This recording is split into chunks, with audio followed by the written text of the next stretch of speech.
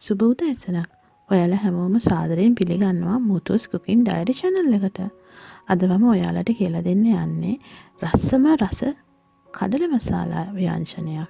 ඉක්මනින් සහ ලේසියෙන් සාදා ගන්නා විදිහ. ඒකට අපිට ඕන වෙනවා රැයක් පුරා පෙගෙන්න තියලා තම්බාගත්ත කඩල ග්‍රෑම් 500ක්. තරමක් ලොකුවට කපාගත් බොම්බයි ලුණු ගෙඩියක්. හැඩයට කපාගත් මාළු මිරිස් කරල් 2ක්. වංගෙඩියක දමා කොටාගත් සුදුරුණු පිකක් සහ ඉඟුරු අගලක පමණ කැබැල්ලක්. හීනියට ලියාගත් කොත්තමල්ලි කොළහුරක්. පොල්තෙල් මේස හැඳි 2ක්. ලුණු කුඩු රස අනුව. කුරුඳු පොතු කැබලි කිහිපයක්, කරදමුංගු ඇට කිහිපයක් සහ වියලි බේ ලීෆ් එකක්. ගරම් මසාලා තේ හැඳි 2ක්. මිරිස් කුඩු තේ හැන්දක්, කොත්තමල්ලි කුඩු තේ හැන්දක්, කහකුඩු තේ හැඳි කාලක්. පුංචිවට කොටු කපාගත් තක්කාලි ගෙඩියක්. ඊට අමතරව අපිට තව අවශ්‍ය වෙනවා වතුර කෝප්පයක්. අපි දැන් බලමු මේ සේරම කළමණ ටික භාවිතා කරලා කොහොමද රසවත් කඩල මසාලා එකක් සාදාගන්නේ කියලා. කඩල කියන්නේ ප්‍රෝටීන් බහුල ආහාරයක්. ඒ නිසා මේක රසවත් වගේම ඉතාමත් ගුණවත් ව්‍යංජනයක්. දැන් වාජනයක් ලිපේ තියලා ඒක චුට්ටක් රත් වෙද්දී ඒකට මේ විදිහට පොල්තෙල් මේස හැඳි 2 එකතු කරගන්න. තෙල් රත් වන විට එයට කපාගත් බොම්බයි ලුණු සහ තලාගත් ඉඟුරු සුදු ලුණු මිශ්‍රණය එකතු කර මිශ්‍ර කරමින් හොඳින් රන්වන් පාට වනතුරු පිසගන්න. ලුණු මිශ්‍රණය හොඳින් රන්වන් පාට වූ පසු එයට කලින් කොටු කපා සූදානම් කරගත් තක්කාලි ගෙඩිය එකතු කරන්න. ලී හැන්දක් ආධාරයෙන් එය හොඳින් මිශ්‍ර කරන්න.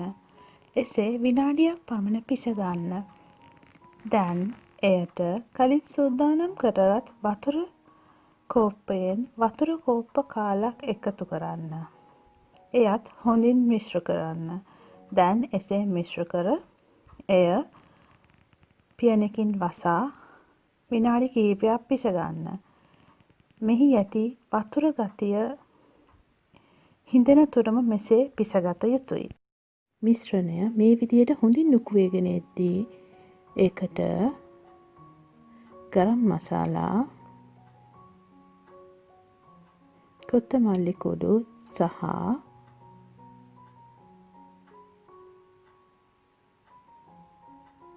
මිරිස් කුඩු එකතු කරන්න. ඒ වගේම මේ අවස්ථාවේදී එයට කලින් කපාගත් මාළු මිරිස් කැබලිද එකතු කරන්න. සියල්ල එකතු කර ලී හැන්දක් ආධාරයෙන් හොඳින් මිශ්‍ර කරන්න. විනාඩියක් පමණ මෙසේ පිසගන්න.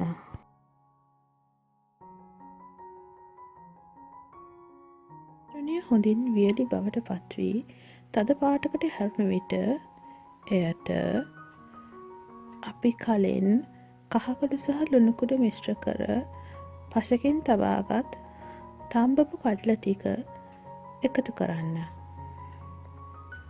එයටම ඉතිරි වතුර කෝප්ප 3 කාල එකතු කර හොඳින් සහ පරිස්සමින් කූරු ගන්න.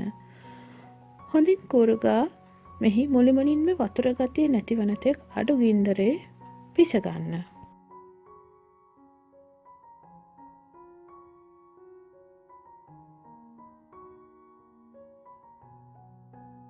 ව්‍යංජනය දැන් මේ විදිහට හොඳට හිඳිලයි තියෙන්නේ. අපිට දැන් අවසාන වශයෙන් කරන්න තියෙන්නේ මේකට අපි කලින් හීනියට ලියාගත් කොත්තමල්ලි කොළ ටික එකතු කිරීමයි.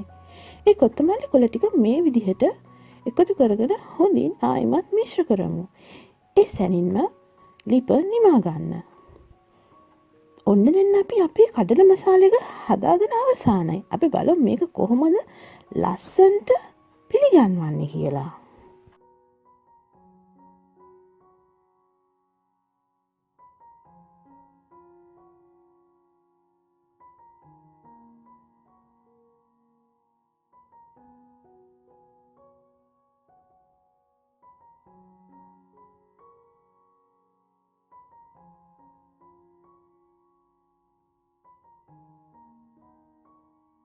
මේ වීඩියෝ එක නරඹපු ඔයාලා මේ තියෙන subscribe button එක click කරලා අපත් සමග එකතු වෙනවා නම් ඒක තමයි අපේ සතුට.